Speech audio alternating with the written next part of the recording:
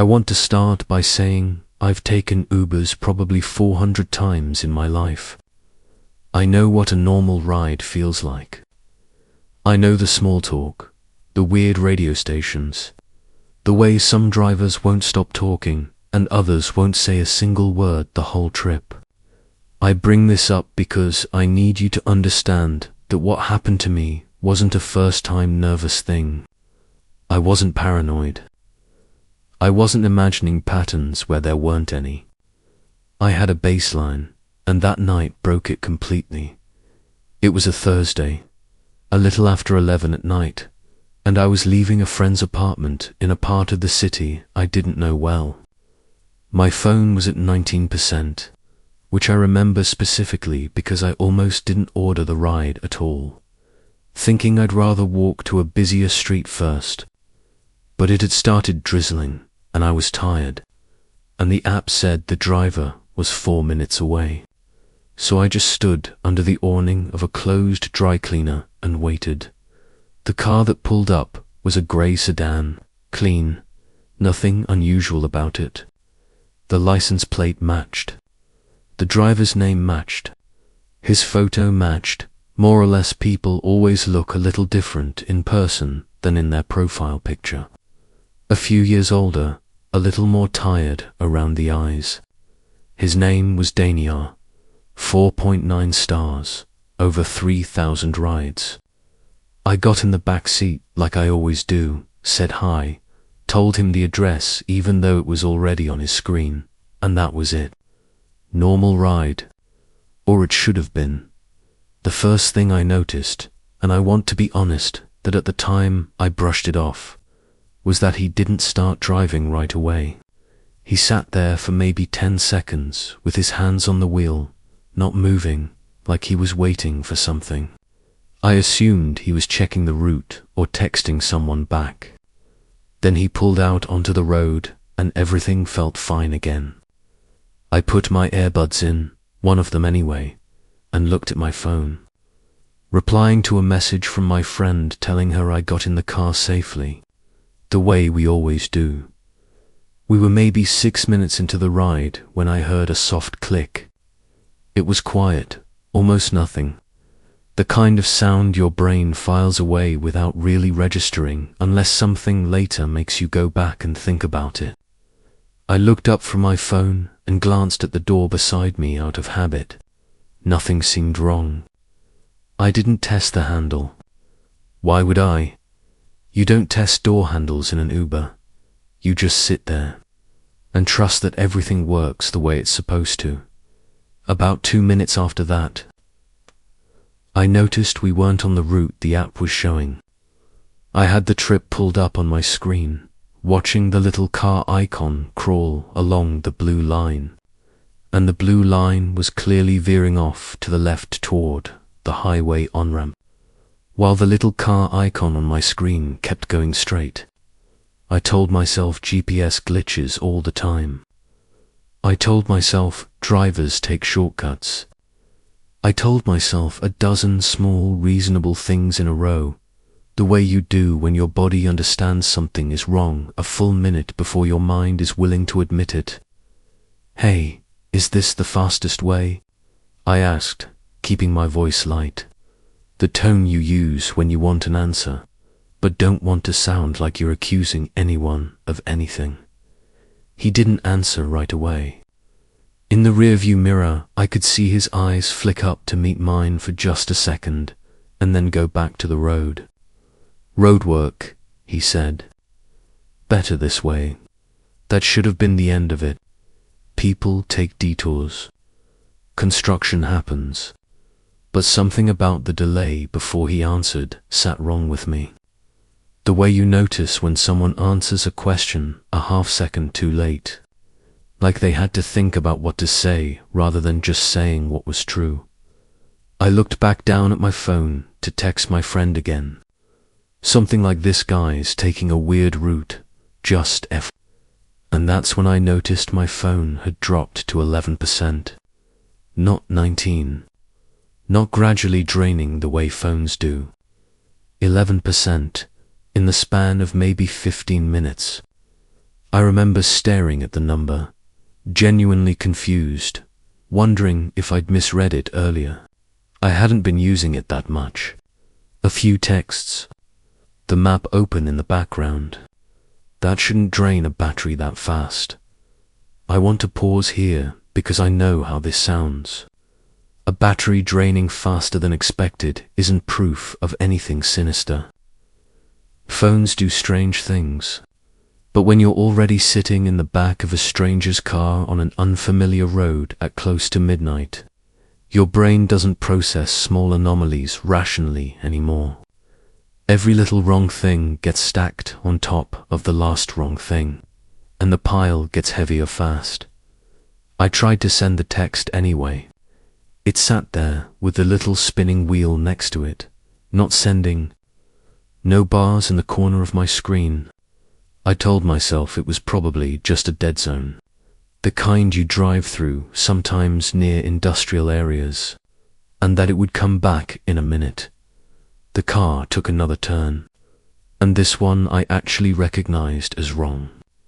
Because I'd lived in this city for 6 years, and I knew we were now heading away from any part of town I recognized, toward the kind of stretch of road that has more trees than streetlights. "This isn't the way to my place," I said, and this time I didn't try to sound light about it. He glanced at me again in the mirror, longer this time. "Shortcut," he said. "Trust me." I want to describe his voice in that moment because it's the detail that has stayed with me the longest. It wasn't aggressive. It wasn't threatening in any obvious way. It was calm, almost gentle, the tone of someone trying to soothe a nervous animal. And somehow that was worse than if he'd yelled at me. Anger I could have understood. Anger is at least honest about what it is. This felt rehearsed. I reached for the door handle then, not to open it while the car was moving, just to check, just to know it worked. Because some part of me needed that reassurance more than anything else in the world at that moment. I pulled it. Nothing happened. I pulled it again, harder, and felt the small give of plastic that tells you a mechanism exists but isn't engaging. Like the child lock switch had been flipped from the front.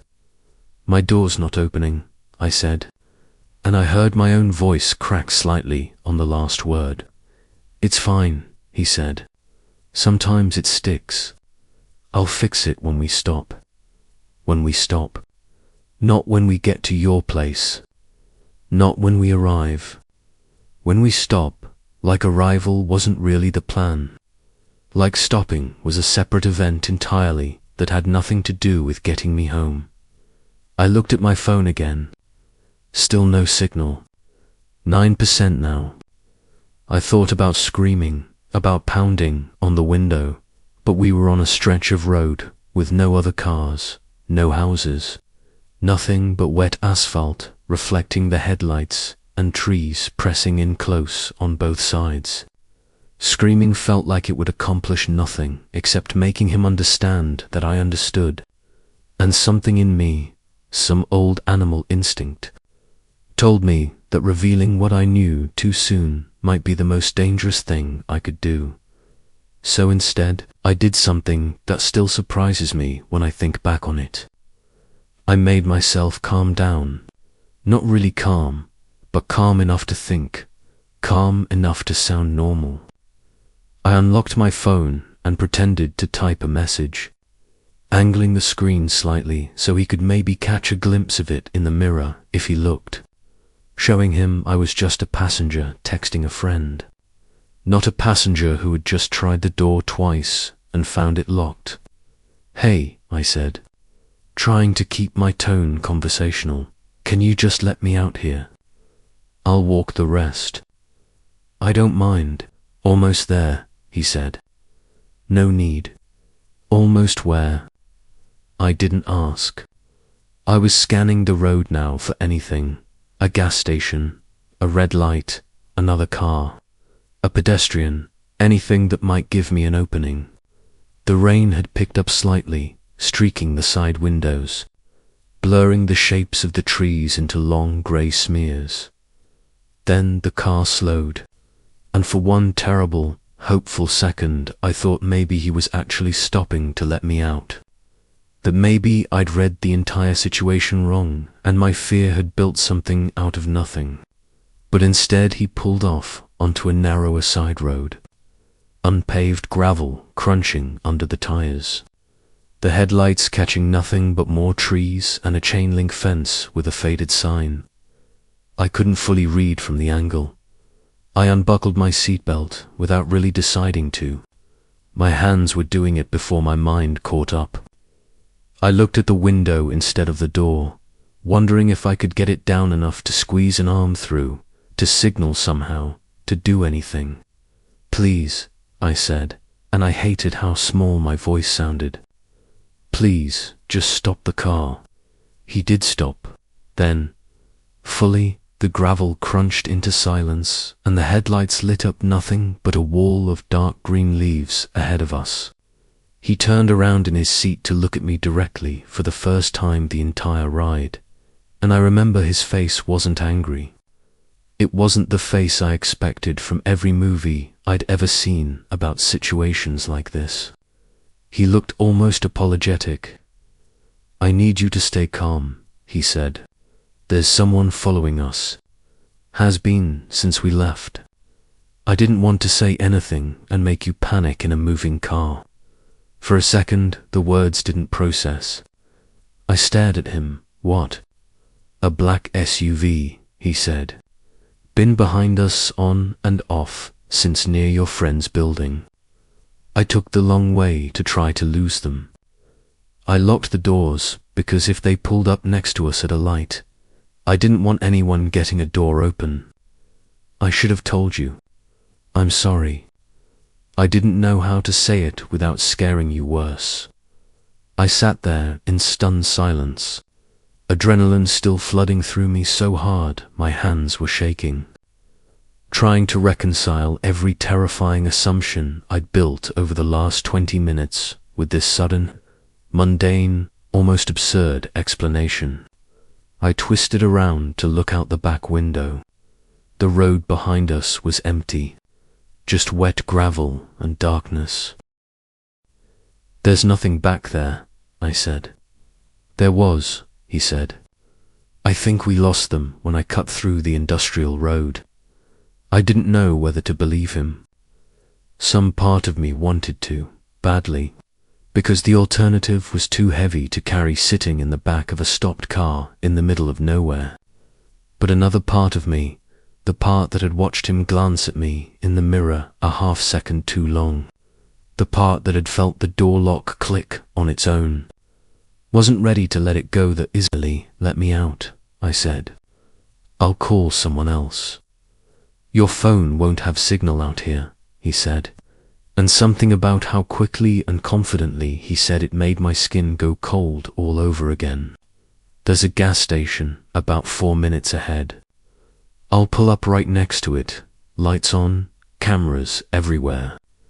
You can get out there if you still want to." I just didn't want to stop in the dark on the side of an empty road if someone really was following us. I didn't say anything. I just nodded because I didn't know what else to do, because refusing felt just as dangerous as agreeing, and because some exhausted, terrified part of me needed to believe there was a version of this night that ended with me simply walking into a lit building and never having to think about any of it again. He put the car back into drive. The gravel gave way to pavement a few minutes later, and true to his word, a gas station appeared ahead, fluorescent and overly bright against the dark trees, a single other car parked near the pumps. He pulled up right beside the entrance, under the lights, and reached down toward the driver's door panel. I heard the click again, this time unmistakably the sound of locks releasing. I got out immediately, my legs unsteady beneath me, and didn't look back at the car. I walked straight into the gas station, into the fluorescent hum and the smell of stale coffee, and stood near the counter until my hands stopped shaking enough to call my friend. I never found out if there really was a black SUV. I never saw one. Not that night, not on any camera, not from anyone else. I cancelled the second half of the ride and called a different service to take me home, sitting the entire way with my phone gripped so tightly my knuckles ached, watching every car that passed us on the road. Daniar's profile disappeared from the app about 2 weeks later. I looked for it out of habit one night, unable to sleep, and the driver simply wasn't there anymore. No explanation, no notice, just gone. The way names sometimes vanish from places they used to exist without anyone telling you why. I still don't know what actually happened on that road.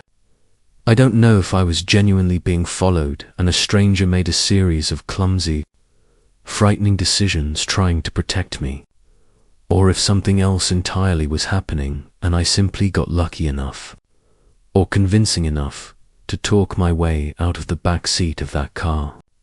What I know is that sometimes at night, if I'm riding somewhere alone and the driver takes a route I don't recognize, I still hear that soft click in my memory, the one right at the start, the one I almost let myself ignore.